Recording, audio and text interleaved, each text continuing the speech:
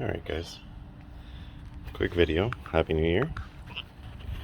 So, in chasing down a misfire on 8, an intermittent misfire, not enough to even kick a code, but you can feel it.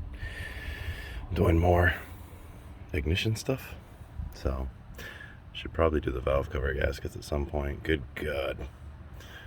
So pop the intake off. It's funny, it's so simple. Look, literally sits on here like this. One screw that's like easy access pulls off of the middle right here. Obviously a hose clamp for the intake tube.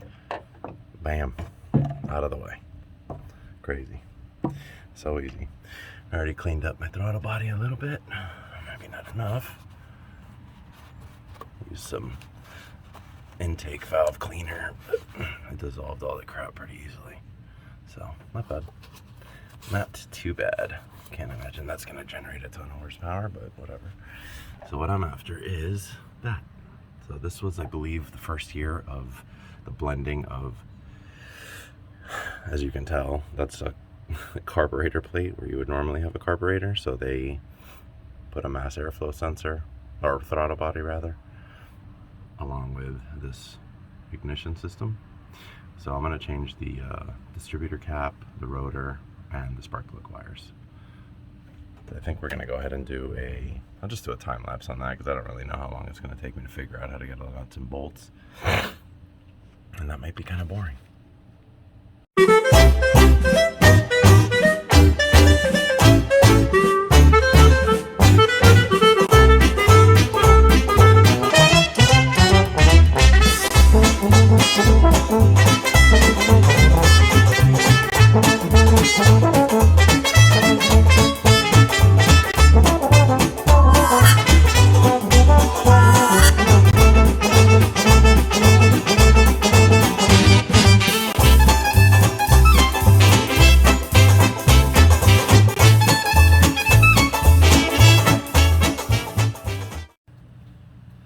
So I'm going to stop the hyperlapse right there.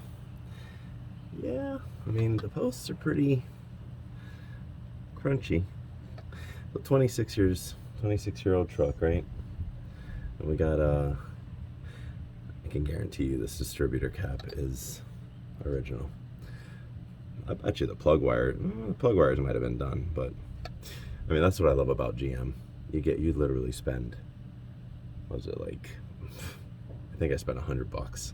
New wires, new rotor, new cap, all AC Delco professional or advanced. I don't know, I think they're professional. I'm sticking with Delco as much as I can, just because that's technically OEM stuff, and I know that some of their stuff is hecho in Mexico, which is no problem to me, but Mexican people are hardworking and do a reasonably good job. Maybe not as detail oriented as a Japanese, but that's not a problem to me anyway. So I like to stick with Delco just so that it's mostly OEM parts. Although I did spring for the EverStart battery from Walmart because it is substantially cheaper and made by Johnson Controls, just like Die Hard and all the other big ones. So anyway, I'm gonna swap this out. The rotor, the cap, the distributor cap and the rotor look equally worn. Actually, you know what? It didn't take me that long to get that off. So maybe I will leave it on.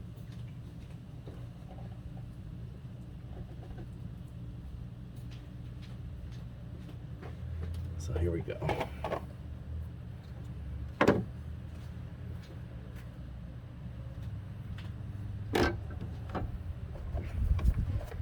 Here's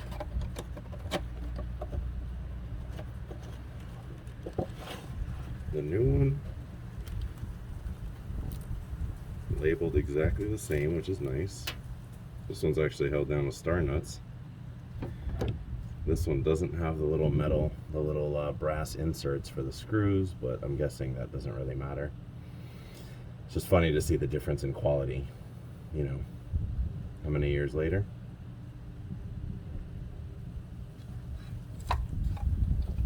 Okay, what do we have?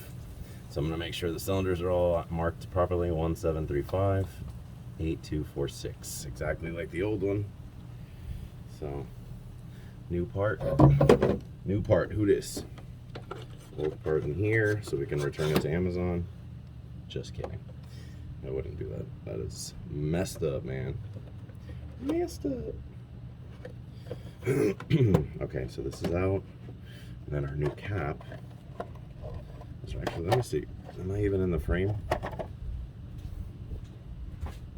Kind of, yeah. I got morning face anyway, so yeah, I don't want to see me. Okay. It's funny, it listed it as not my part number, but it looks exactly the same. In addition to that, I cross-referenced the part with Rock Auto, and it is this for sure. So, and for some reason it comes with 4 screws, but I'm guessing 2 of them are for the. 2 of them look to be the same size as the distributor cap, so I'm guessing they include 2, since they know for a fact you will have had to have taken off 2 screws that normally would rust, even though this is Florida. We don't get that kind of rust. We just get we don't get like a sweater full of rust. We get like a light polo of rust on our stuff here. Nothing, unless you live right by the ocean. So let's go ahead and get those caps off. I believe they're Phillips.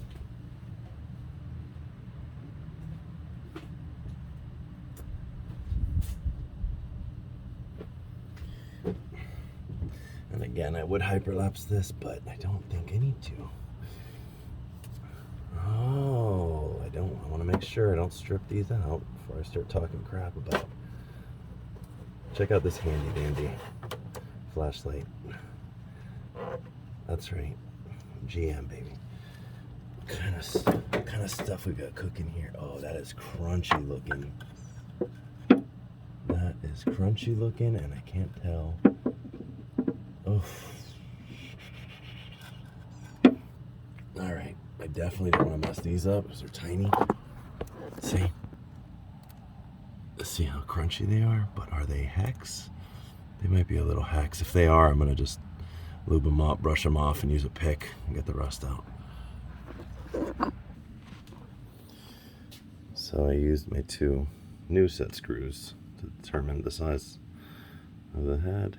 Looking like it's a T15 on the little ones. So I sprayed a little PB on it.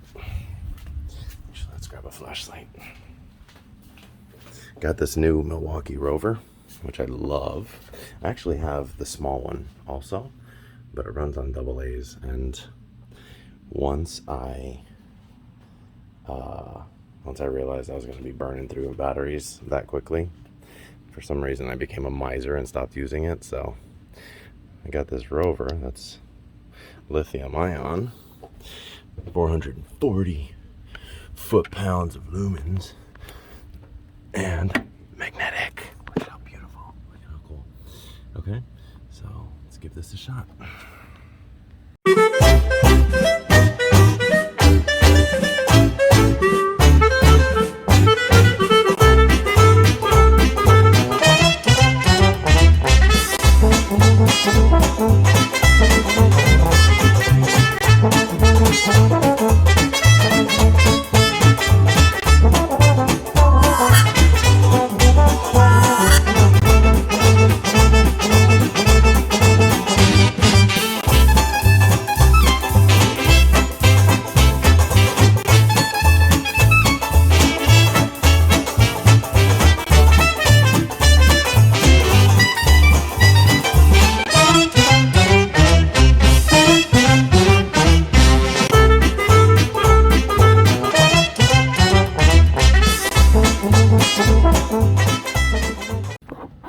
So that's a great example of even the simplest jobs turning into a pain in the ass because of a stripped, stupid 6-point hex. So why wouldn't you have used a tiny little bolt, a little 6mm, 7mm? Why would you use something that could strip out that easily? Absolutely ridiculous. Let me try to find a head of something that'll fit in there. Hopefully I can just crack it. As soon as I crack it, it's going to be hand tight, so it'll be easy. But I'm not taking you guys on that journey because there's going to be too much cursing for YouTube. Okay, not that bad. I was just able to get my little drill.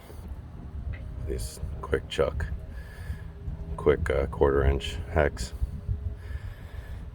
drill bits. Started off with a tiny one and drilled out the screw.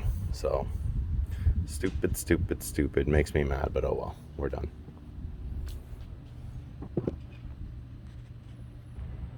And I normally like to anti-seize stuff, but I'm gonna say that because they put thread locker on it, I'm gonna assume that we're not gonna want that right there. All right, let's get this thing off. Actually, I'm gonna blow it off before I drop anything into the distributor. Any of the shavings.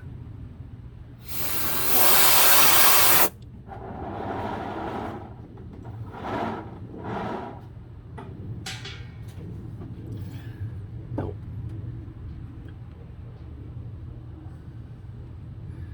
And this can only go on one way, which is kind of cool. I wonder if I should blow off the distributor itself. Probably. All right.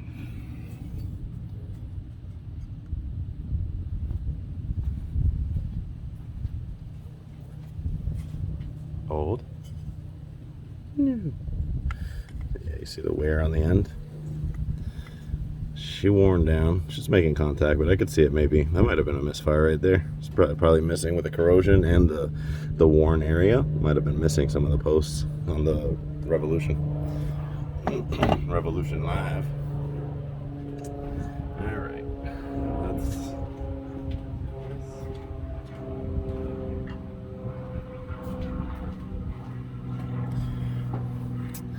Again, none of this is rocket science, but I haven't really seen too many people doing it. I'm gonna use electronic cleaner on that.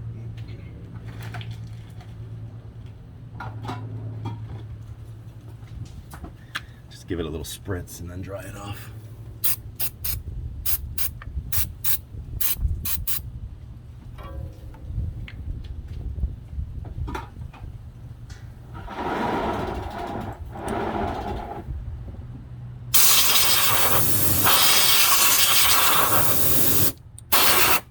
There we go.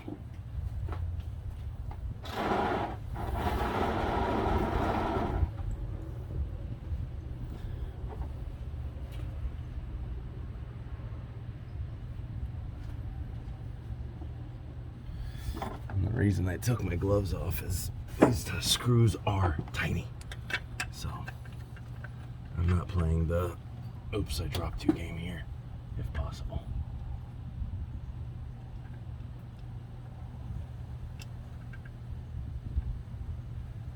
Should I reuse the original ones?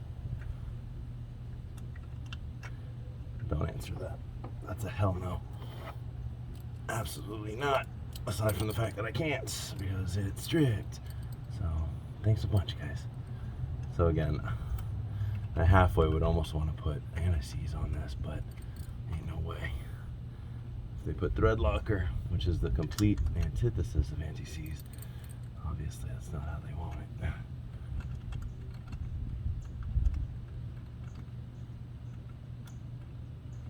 I'm missing the threading. I am. I'll tell you what, and I see why YouTubers talk about it. It's not that easy to record. Oh, buddy, did I overshoot that? You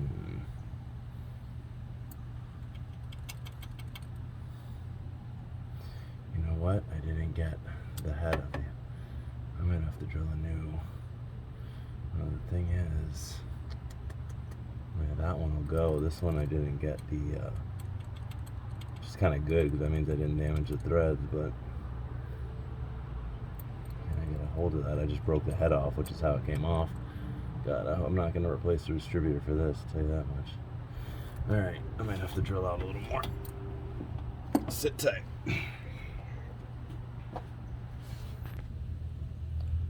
Okay. I think we got it.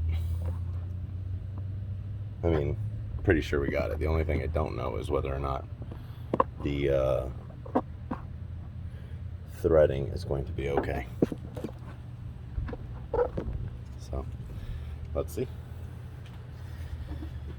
I just kept drilling it out until I could see the threads, and then I stopped. So I'm hoping it didn't damage them.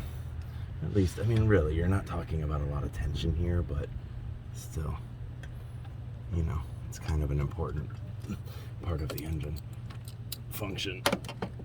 You need spark, you need timing. All right, where are you? So, no, that's not it. That's it. There it is. So where are you at? You want to grab? I know you want to grab. Everybody wants to grab.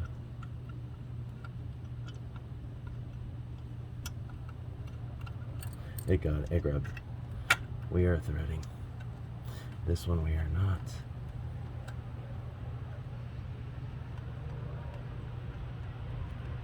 Huh. Oh, that one grabbed. Oh, there we go. There we go. Come on, baby.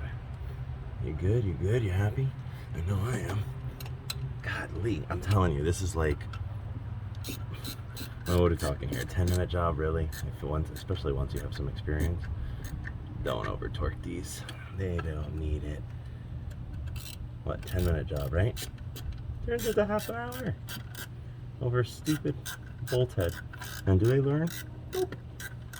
Yeah, I guess you could round out a nut anyway, and I guess they figure you probably would not have.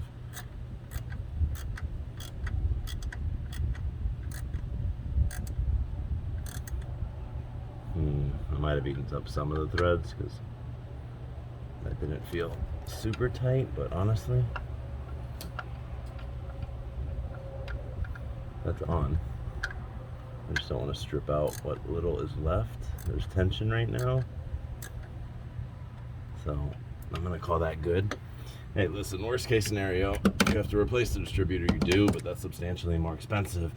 And then you have to deal with making sure you don't screw up timing and everything. That's not my kind of party, if you know what I mean. Now, the next major decision to be made is, actually, oh, this comes off the coil right here. Okay, so next decision is, do I use their little star nut crap,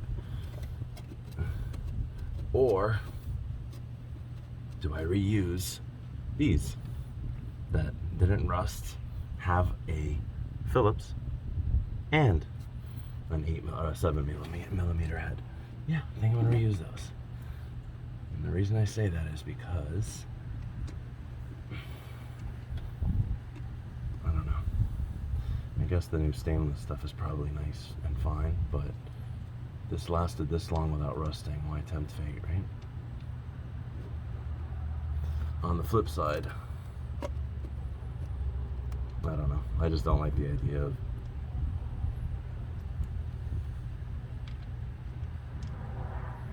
oh, whatever. I'm using the new hardware. Right? It's 26 years later. Will I have the truck in 26 years? We don't know.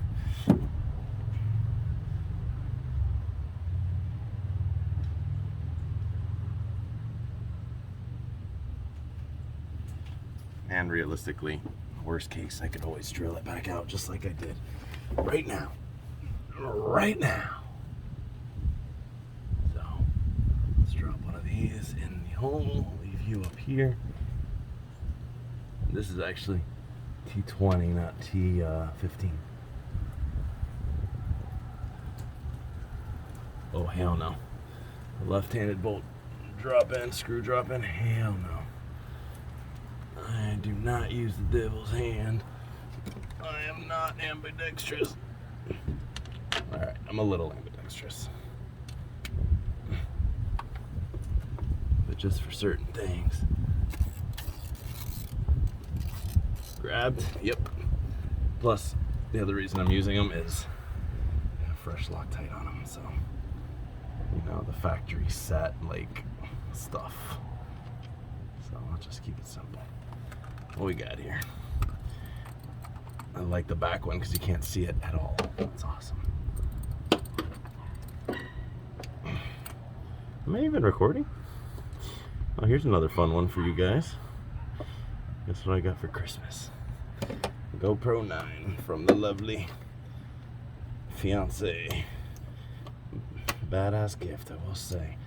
It's pretty funny because I've held off on buying one because I know once you get into really higher quality videos, you gotta deal with editing. Snug it up. You gotta deal with editing and I know that you need a real laptop for that. I have to see the capabilities, but I might have to get a laptop with a better video card and processor to do it. So I've kind of held off. Not to mention, in some ways, I feel like a lot of the YouTubers start off as just a guy with a camera filming himself doing some stuff, and that's like the homegrown stuff that I like to watch. And it seems like a lot of them end up, you know, getting sponsored. I don't know if it's, yeah, I guess you could say sponsored, right? You get sponsored, and then they move to a nice big shop with a lot of lights and a lift, and you feel like you're at your local dealership watching a guy work, and it just kind of loses something. So part of me likes the nitty gritty. It's just a guy, New Year's morning, you know, in his thong underwear and flip-flops working on his car. No big deal. Just kidding. I haven't shown you the bottom half, but I am wearing shorts and everything, so don't get too excited. All right, last thing to do for this today is plug wires. Got to do the tie rod ends also. I had considered buying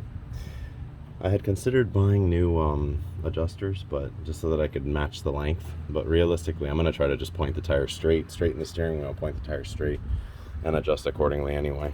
So let's see. All right. So I'm going to put the coil wire on. The spark plugs, the most annoying part, first of all, the distributor's labeled. So you got your cylinders labeled there. So not confusing. It's kind of hard to do, but you basically just line up the sizes of the spark plug wires. I ended up getting Delco's 9718Q. I guess the GM part number is 888-62381, right? New coil, the distributor.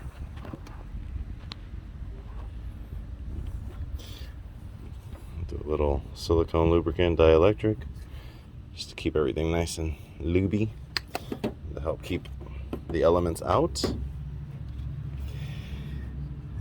And let's see.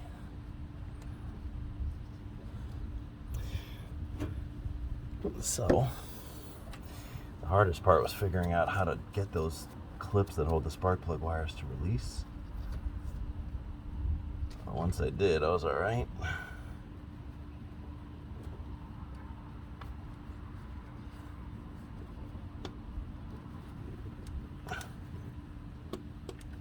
So that's done. Okay, I'll do the other side with you. I don't know how interesting that really is, but let's do it.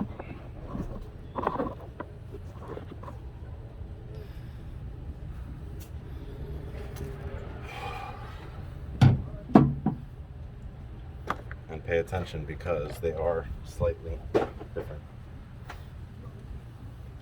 I ended up using a small screwdriver. Let's see if I can get in there and show you. Well, I got this one to release.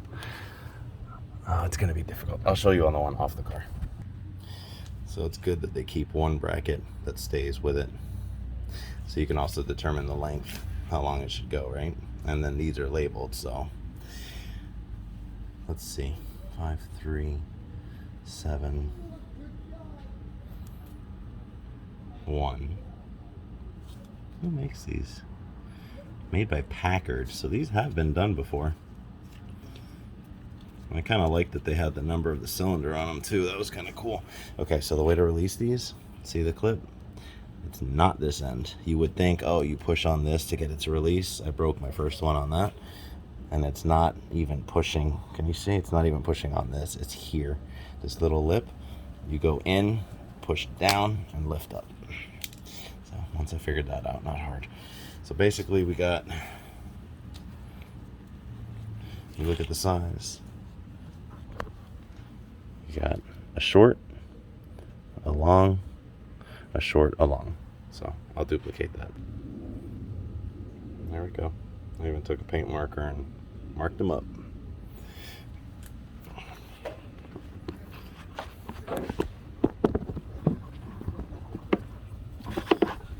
Oh, good. Neighbors are outside talking, so it should be interesting.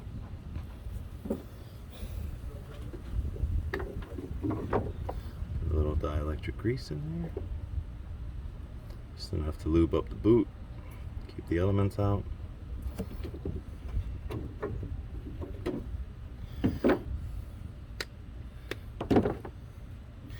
So let me go ahead and get it up to the distributor. I can lube up the other end so I'm not flopping that stuff around. Alright, 1735. So it's this way. Up. I'll tell you what, having worked on Hondas and little cars my whole life, this is an adventure. Having to climb up and rest on your belly. And now that we remembered to put the intake back on before starting it, moment of truth. Will it start? It will start. I'm confident. It's a Chevy 350. And a 1, and a 2, and a... Oh yeah. Gabsy here. She's happy.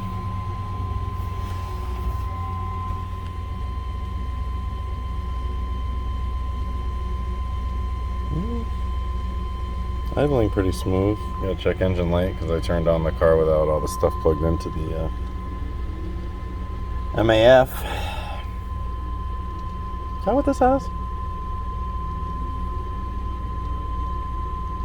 Yeah, it's still got a little mess. Okay, so electrical's addressed. I'm gonna end up having to do the spider system, the fuel injection. So we'll see.